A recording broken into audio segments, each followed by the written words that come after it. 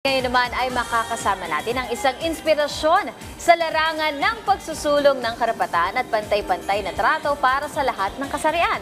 Isang aktibong miyembro ng iba't ibang organisasyon at isang matibay na boses para sa kababaihan. Kaya naman Leslie, at para ibahagi sa atin ang kanyang journey bilang isang women's rights advocate, ay makakasama po natin live dito sa studio si Sweet Brian Margen. Good morning at welcome sa RSP. Sweet! Ayan. Good morning po, Ma'am Leslie and Sir Noel. Ayan.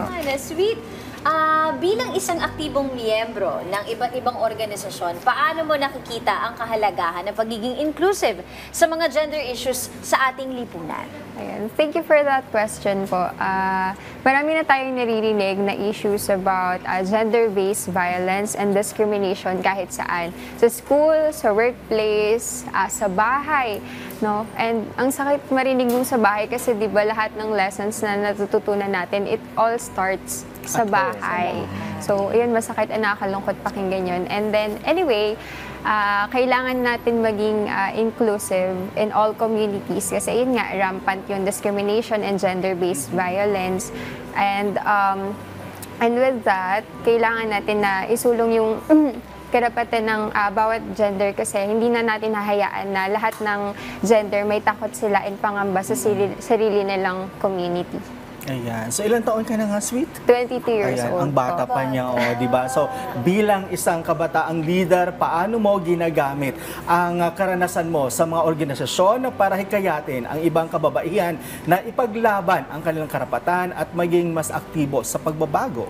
Simple lang yung sagot ko dyan, I think, is to set an example. Kasi yung tayong mga tao, yung mga kabataan kasi ngayon, kung ano yung nakikita nila, yun yung ginagaya nila. So, to set an example, para makita nila na sa organization ko, mayroong nangyayaring pagbabago. Nagsiset sila ng examples, gumagawa sila ng decision and policy making. So, might as well, magpa-participate ako. And meron din akong mga friends and colleagues and orgmates na sinabi nila na you inspired me. Kapag nakita kita dito, parang gusto ko rin maging katulad mo. Ayun po, to set an example. Yun talaga yung pinaka-best, no? Correct. O, dapat nag-transcend yung inyong ginagawa. Ayan. Yes, correct. Na talagang nakarating kasi ito naman sinabi naman sa'yo ng mga colleagues, sa mga friends mo, na-inspire sila sa ginagawa mo. So, ano yung mensahe na nais mong iparating sa mga kabataan, lalong-lalo na sa mga kababaihan na may malasakit sa pagpapalaganap ng gender equality at inclusivity?